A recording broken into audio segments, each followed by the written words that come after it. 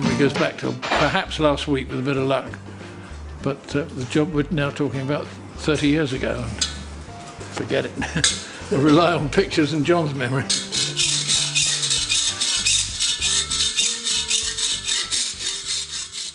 We did well in '73. It was our best season. There's no good question about that. Most successful season. We then produced what was known as a space frame Norton for '74. We went away from the monocoque chassis and went back to a tubular frame. Not everybody's cup of tea. Certainly not Peter Williams' cup of tea.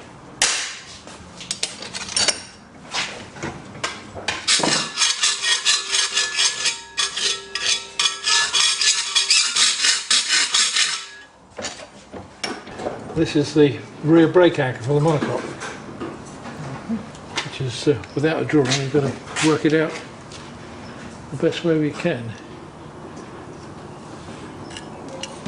And we've got some pictures of it. We've done a bit of a scale effort on the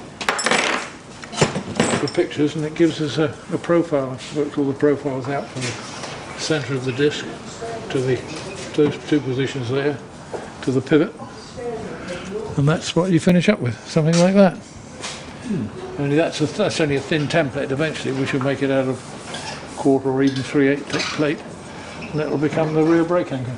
The beauty of the monocoque was that the fuel was down around the engine, which kept the centre of gravity low and made the bike manageable, and made it so successful, or helped to make it so successful.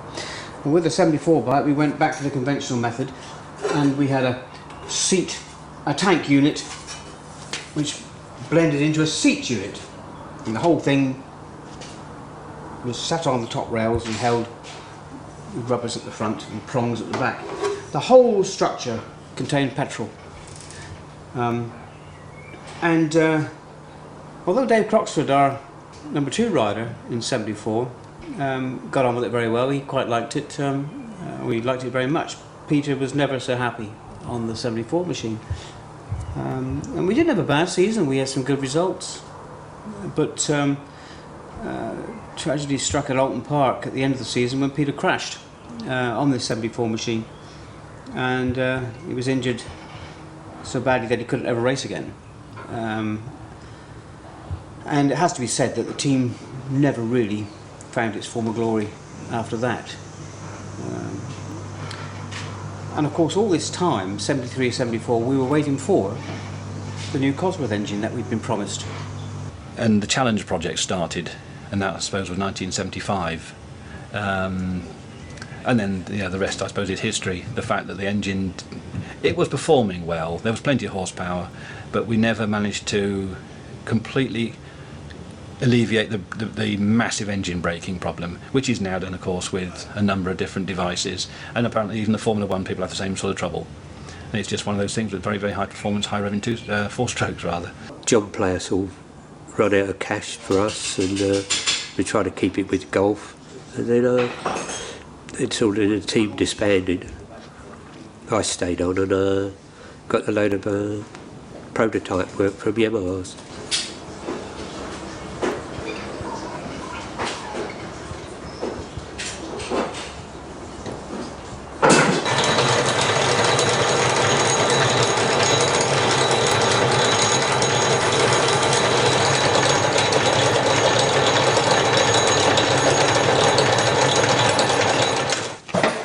That's part of the wreckage of one of the machines, and that was a wheel spindle, and those are the 2 bearings that came out of the wheel, and all that surrounded that was magnesium and aluminium, and all the aluminium and magnesium melted, and this just dropped to the floor, and that's how we found it on the floor. Hadn't reached melting point, whereas all the other alloys of course had, and disappeared. What's that made of then? This is steel. These are were steel bearings, and it's a piece of good quality steel.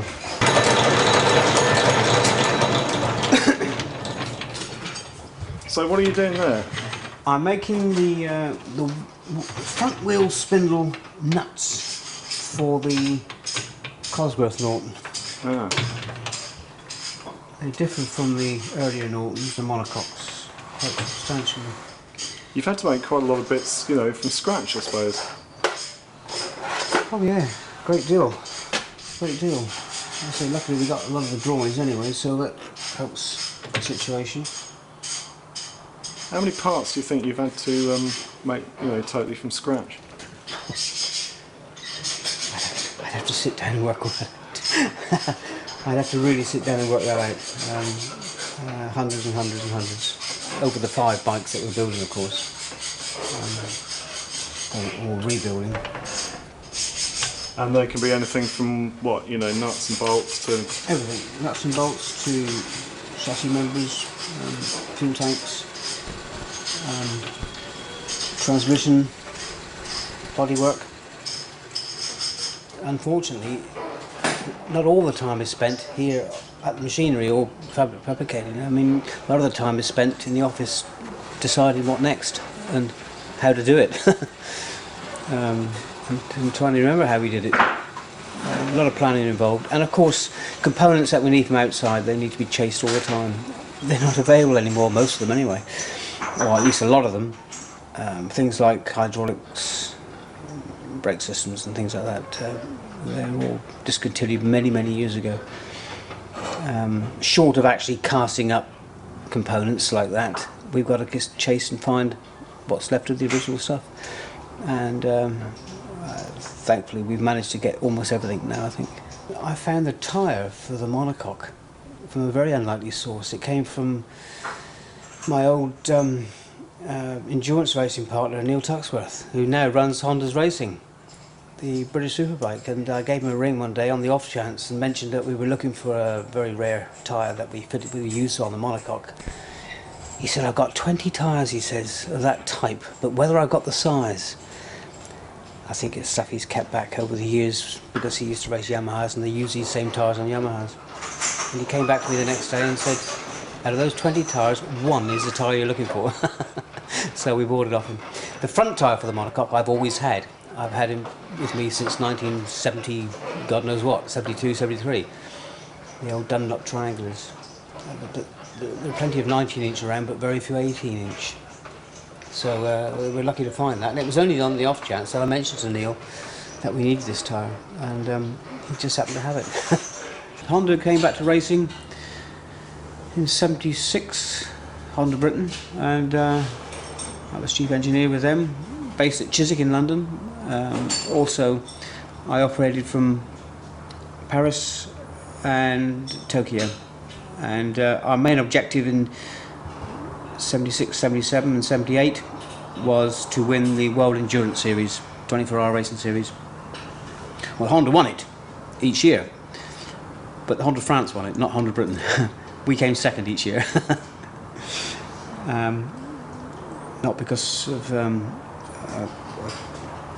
failure of the bicycles. It was we were up against a formidable team, the Leon Chemerin team, French team.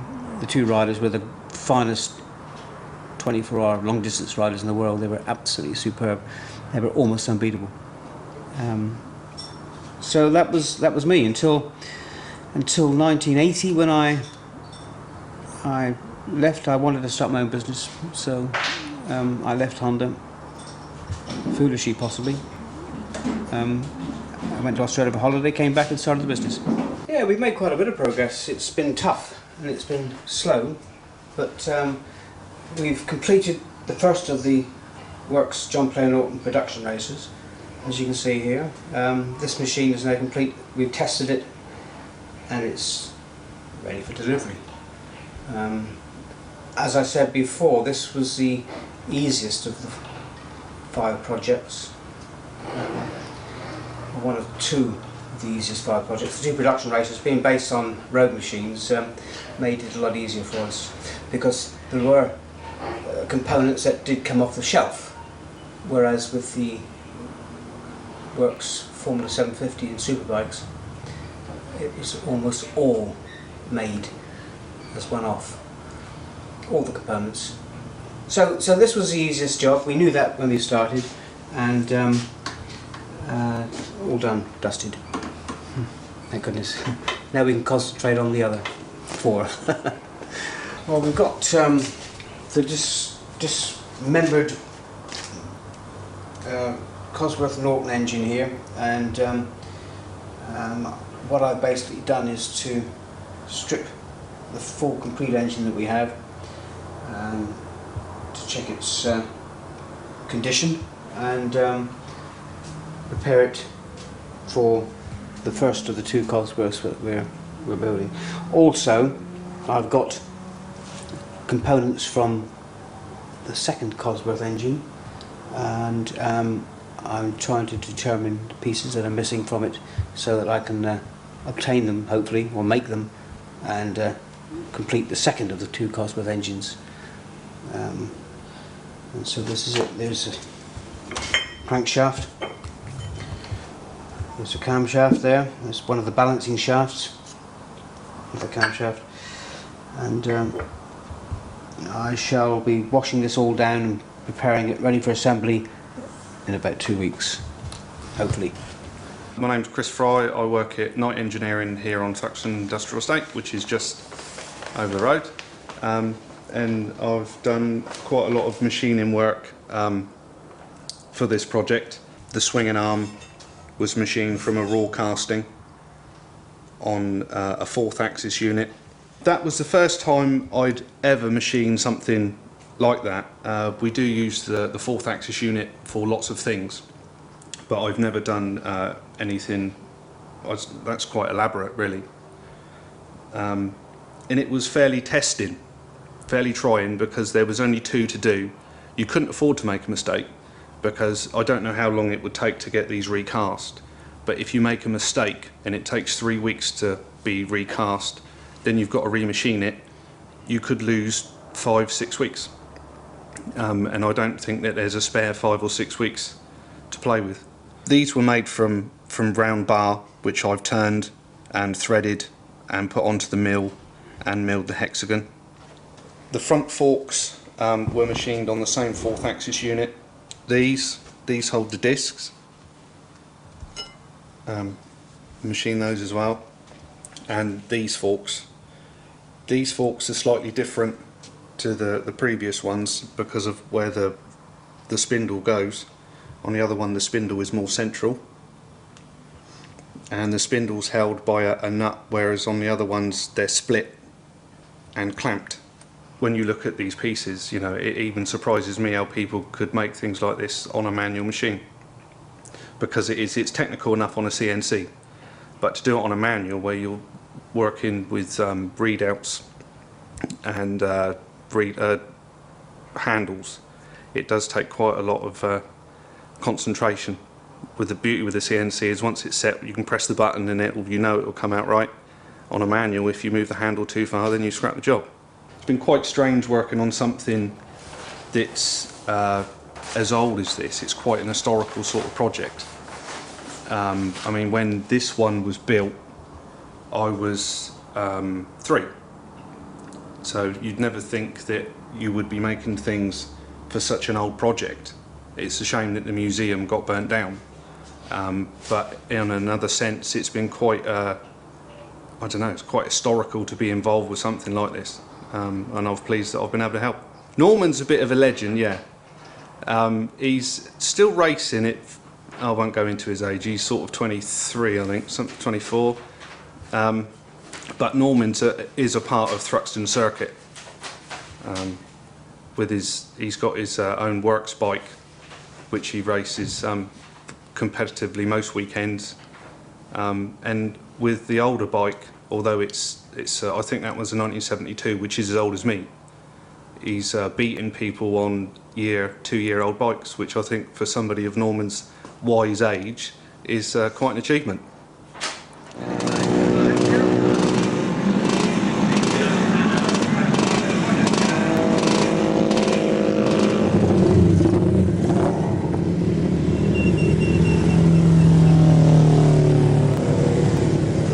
Just tell me, Norman, what actually happened at Brands Hatch the other day? Well, what happened was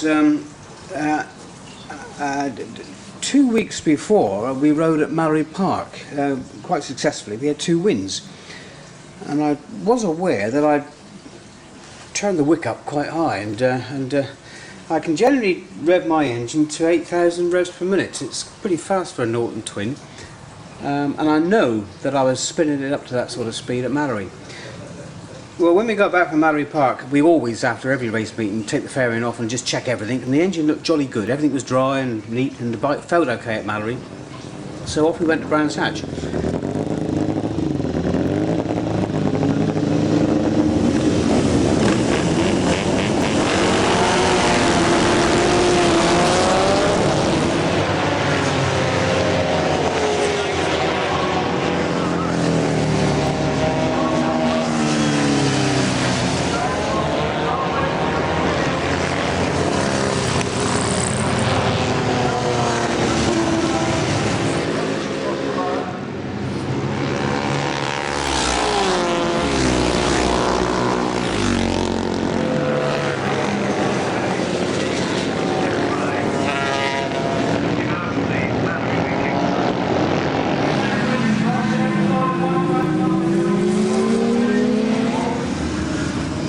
We had 8 races at Brands Hatch, 4 on Saturday and 4 on Sunday. Well, I went out in the first race, which I expected to be tough, and bearing in mind I hadn't been to Brands for many years, I finished in 5th place, and I was quite pleased with that because I knew that I could improve on it. But unbeknown to me, the crankcases had cracked horizontally across the main bearing. It's called the Norton Smile. It happens quite regularly. Far too regularly. It used to happen in the John Player days. As you can see, there's a crack that goes round there, all the way across there, across there, and all the way around the front. And those cases just wanted apart. They wanted to spread apart like this. Now, around that boss there is a steel ring that sits inside the magnesium chain case, outer cover, belt cover as it is now. And it was only that steel ring that prevented this lot from going spreading apart and making a big mess. To give you some idea how much the loads were, that ring, that round ring, was in fact oblong. It wasn't round any longer because of the loads, you see, the crank and pistons going up and down. So that was what caused all of our bother. I was a bit disappointed, but I'm getting used to it now. I've been racing for 36 years.